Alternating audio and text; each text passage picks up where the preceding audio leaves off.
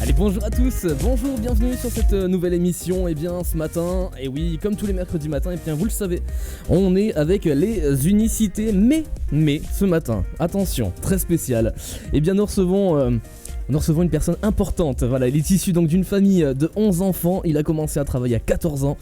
Il a un nombre de métiers à son actif qui est plutôt incalculable. Opérateur de cinéma, conducteur de pelle mécanique, chauffeur, poids lourd, agent de sécurité, agent d'assurance, menuisier, gardien, puisatier, bref, voilà, il est là.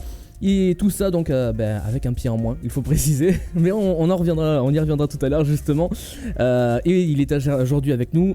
Et il est adjoint au maire de Miramas. Je parlais bien sûr de monsieur Jean-Marie Pascal. Bonjour Jean-Marie. Bonjour. Comment allez-vous ? Ça va bien, merci de m'avoir invité. Eh ben, merci à vous d'avoir accepté du coup. C'est quand même important. Et mine de rien, nous sommes aussi avec les unicités. Hein. Comment allez-vous les unicités ? Salut. Ça va et toi ? Ça va, c'est super. Est-ce que vous êtes prêts ce matin ? Mais carrément. Bien sûr, comme d'hab. Alors c'est parti, du coup voilà, donc Jean-Marie Pascal aujourd'hui, notre invité avec les unicités. Eh bien, je vous laisse le présenter, je vous laisse en poser vos questions, c'est parti, pendant une petite heure. Jean-Marie, bienvenue sur le ring. Merci. Alors moi j'ai une première question. Déjà, pourquoi avoir fait autant de métiers ? La question est intéressante. J'ai fait beaucoup de métiers parce que déjà c'est mon caractère. Je suis né en janvier, au mois de janvier, mais sous le signe du Verseau, versatile. Et mes gènes me disent toujours que je ne peux pas rester immobile. Il faut que je fasse du changement. C'est pour ça que j'ai voulu toujours savoir ce qui se passait ailleurs. J'avais même des fois des bons métiers, bien payés, mais j'ai quitté. On ne pourrait plus le faire maintenant, mais j'ai quitté pour aller voir ce qui se passait ailleurs. C'est mon caractère. D'accord. Alors, comment est-ce que vous avez fait pour pratiquer tous ces métiers avec votre handicap ? Disons que le handicap, je l'ai caché au début, parce que pour être chauffeur poids lourd, au début, en 1958, quand on voulait passer le permis, on allait voir son docteur traitant, il vous examinait, vous connaissez, vous dit ça va, très bien.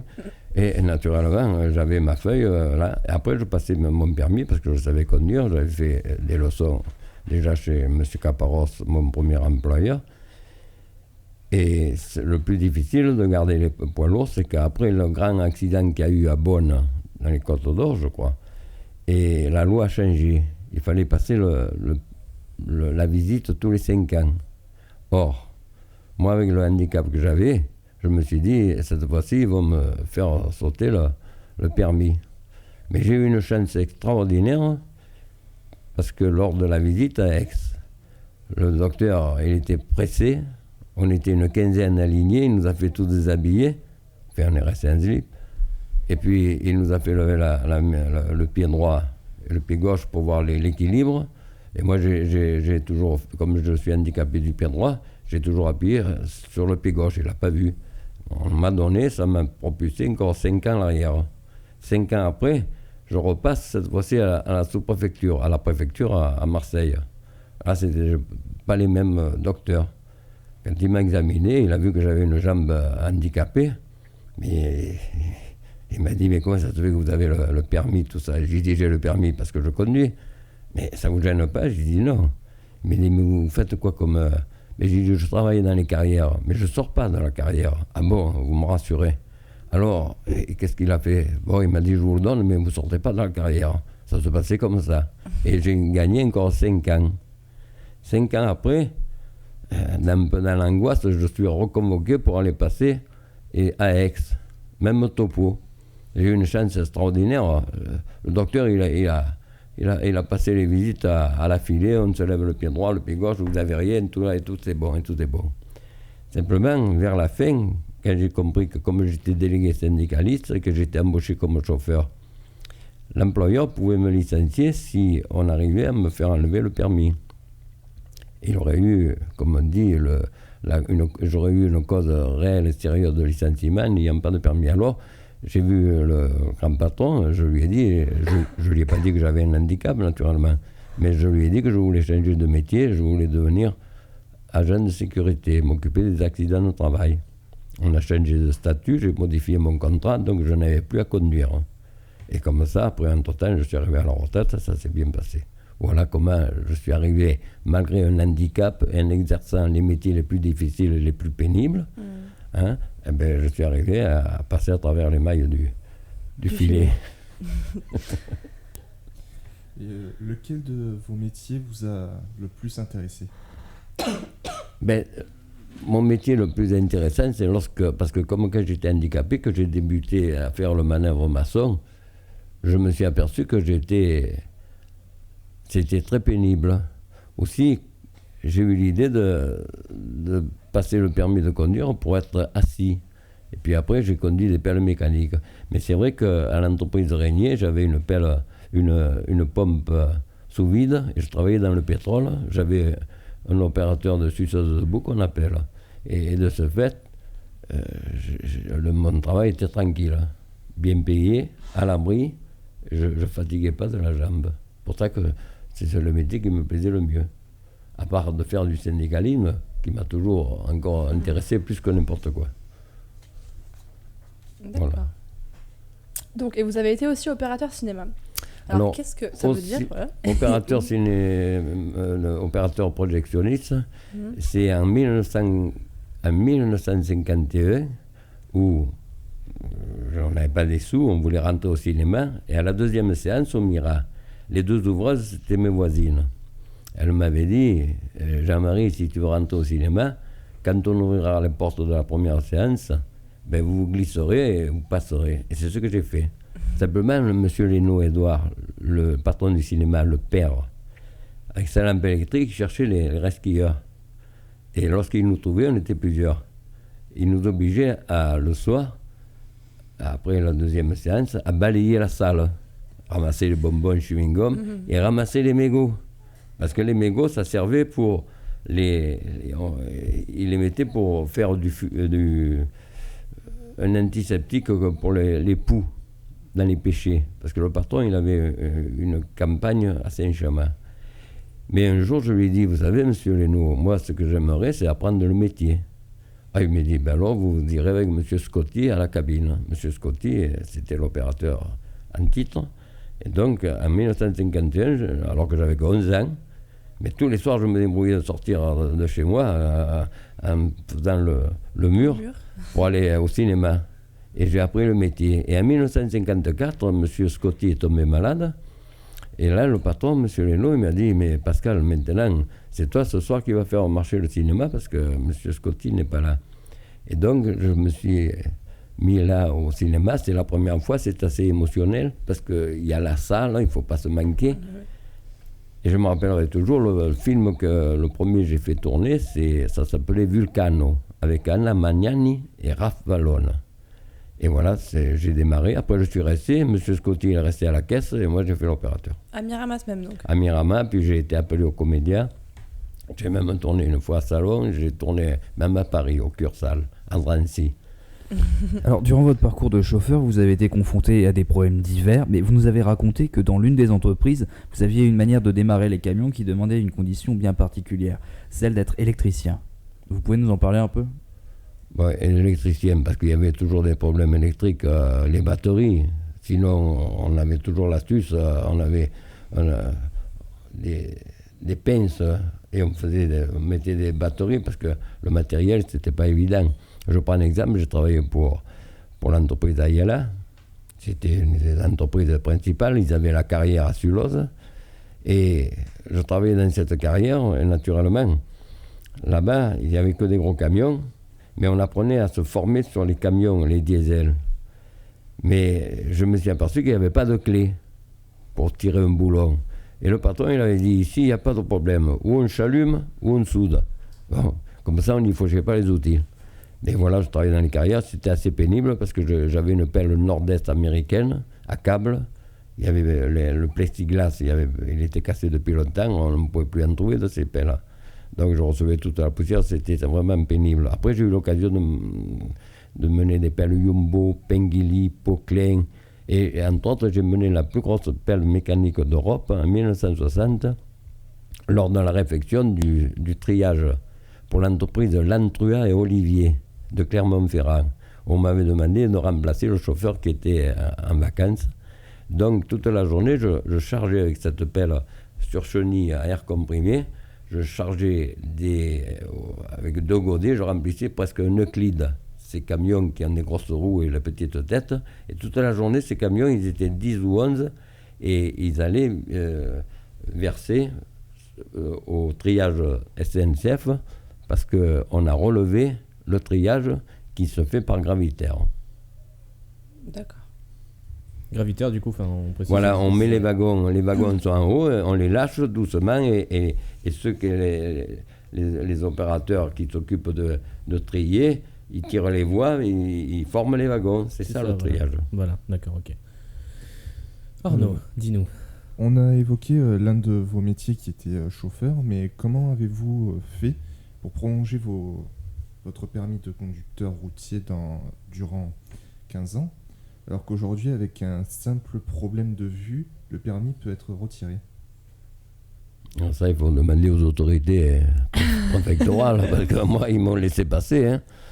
C'est pas que j'ai voulu tricher, mais je défendais il fallait que je travaille. Hein. Tout en étant que je n'avais pas que ce métier. Hein. Je vous les avais dit déjà que j'ai fait le puisatier. Je faisais, avant l'arrivée de Solmer, ici à Miramas, il y avait un château d'eau du chemin de fer, mais il n'y avait pas la pression de l'eau. D'abord, les tuyaux étaient en plomb. Et les gens n'avaient pas d'eau. Alors moi, j'ai eu l'idée de faire des puits. D'abord au marteau-piqueur. J'en ai fait un pour Mme Valory. Si elle m'écoute, elle m'entendra. Je l'ai toujours, ce puits. Mais sinon, je faisais des puits artésiens avec un percuteur. Et donc, après, on mettait une pompe immergée électrique. Mais lorsqu'il est arrivé sur le maire, sous la municipalité Tristani, tout s'est développé. Immédiatement, il y avait jusqu'à 18 000 personnes de plus sur Miramas. On a construit et tout, on a fait des châteaux d'eau, et là, il n'y avait plus lieu d'avoir des pompes immergées. Et donc, on avait la pression. Ils ont fabriqué des châteaux d'eau, tellement que les plombs, ils faisaient que sauter. Parce que le plomb, il ne résiste pas à la pression qu'il y avait, 7 ou 8 kilos, je ne sais rien, à peu près, quoi. Voilà, donc là, j'ai abandonné, mais je l'ai fait, le métier. Et c'est assez pénible. Tout au marteau-piqueur, c'est pas évident. Donc, encore un métier pénible que j'ai fait. Et vous avez aussi travaillé pour l'entreprise Louis Renier en 71. Mais c'est bien la main que vous avez développé une autre passion, celle du syndicaliste. Et pourquoi et comment? Exact. Déjà, je travaillais pour l'entreprise, 8 ans pour l'entreprise de Stéphane. En 1968, j'étais avec Stéphane. Et là, on a fait 47 jours de grève.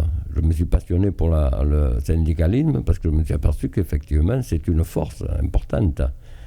Lorsqu'on connaît... Alors, j'ai appris les lois.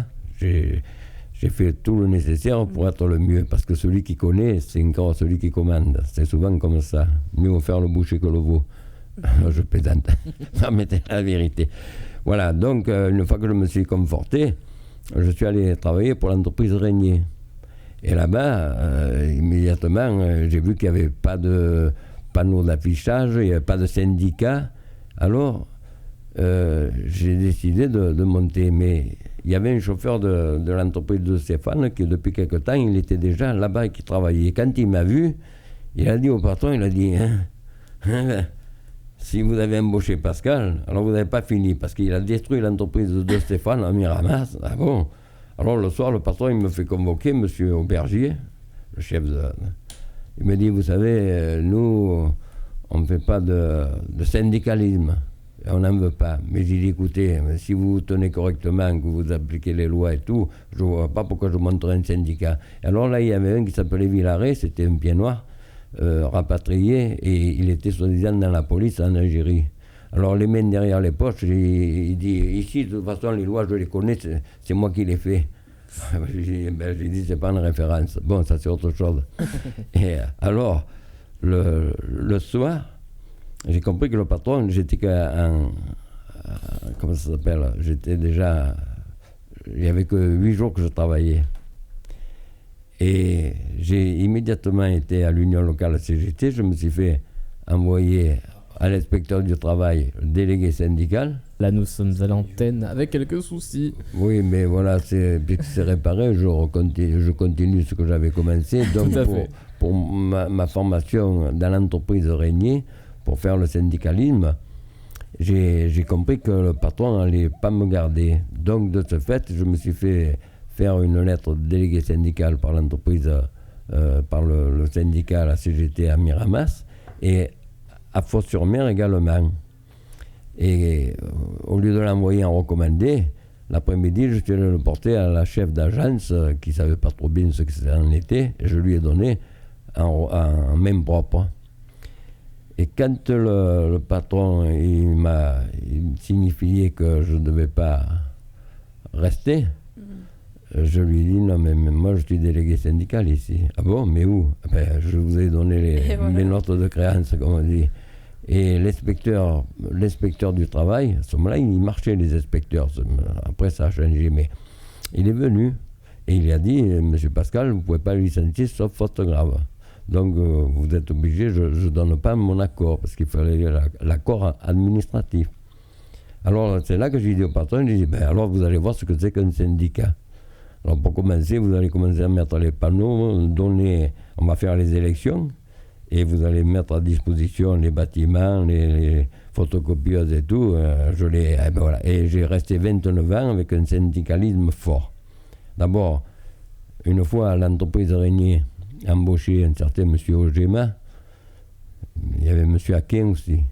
Et on a essayé de me licencier parce qu'on pensait que c'est pas un chauffeur qui allait faire sa loi, tout ça. Mais enfin, que je me suis bien défendu. Et sur l'entreprise Régnier, il y a eu le licenciement abusif de 13 personnes qui n'avaient pas été repris par une entreprise qui s'appelait Socorail, une entreprise belge, qui n'avait pas pris les chauffeurs. Et de ce fait, l'article L122.12 du Code du travail ne pouvait pas être appliqué. Donc l'entreprise Régnier devait les prendre. Il n'a pas voulu.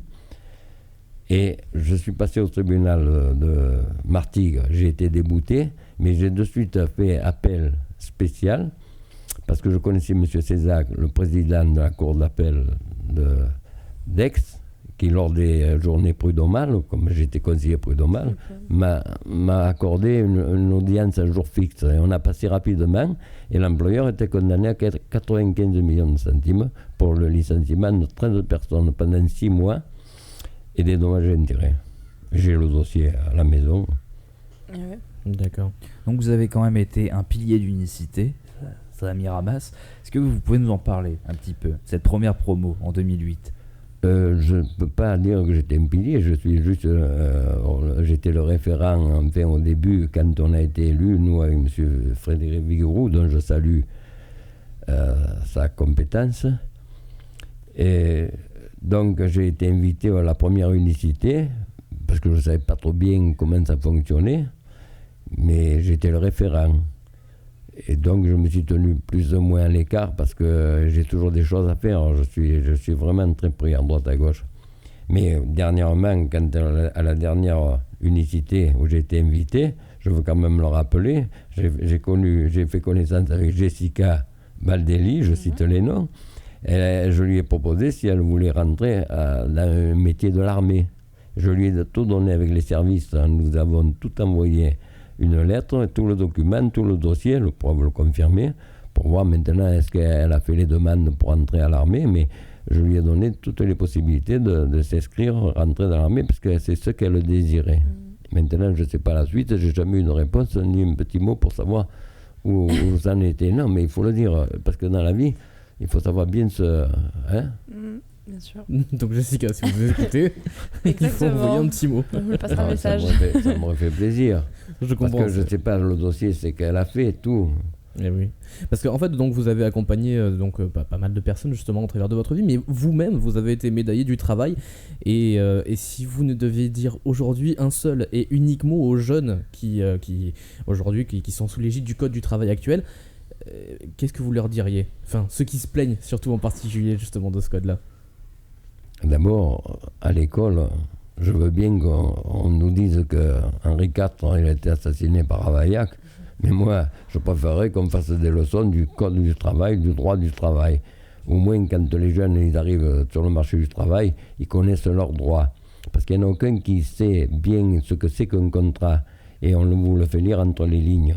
Il y a aussi une absurdité qu'on ne fait pas attention. Je me rappellerai toujours, j'ai tenu pendant 25 ans des permanences juridiques où j'ai monté des dossiers.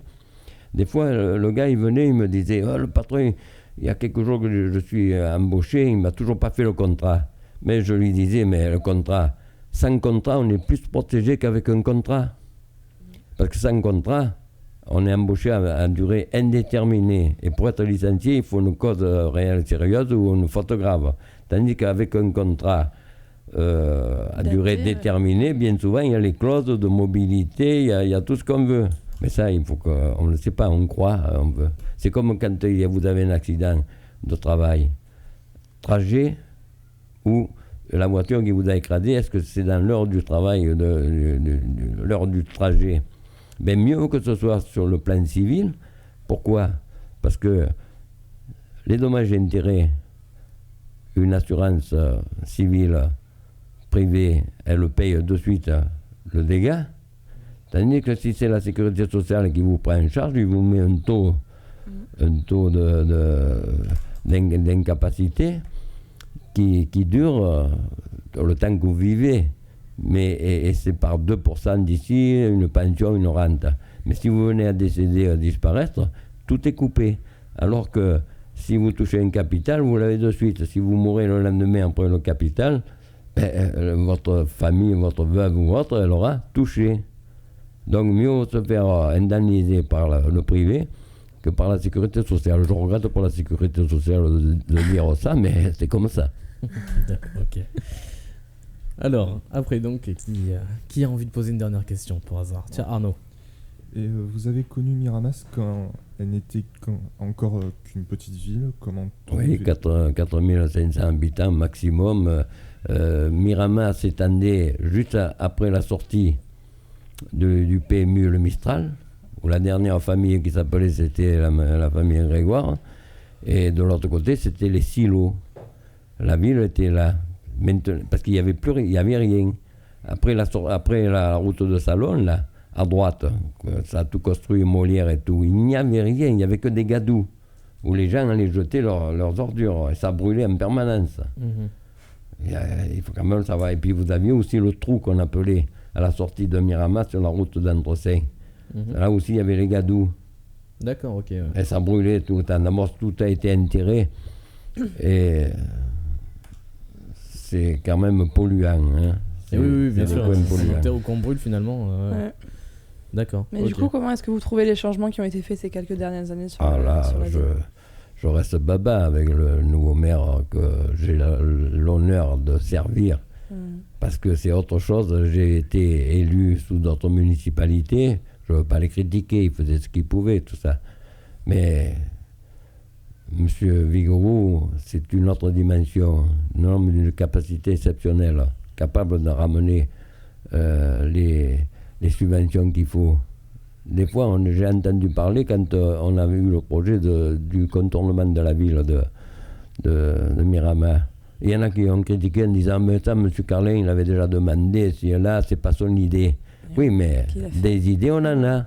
Mais il faut ramener les subventions. C'est pour ça qu'il faut rendre à César ce qui est à César. Exactement. C'est comme ça, hein. D'accord. Lucas, peut-être que tu as non? Rien du tout, plus rien. Fini? Tout le monde a fini. Bon. Je crois qu'on a fait le tour, ouais. Ben voilà, c'est déjà fini. Oh, c'est trop. C'est dommage. Eh ben oui. On s'y fait vite en plus à la radio, parce que c'est bien la radio quand même, mine de rien.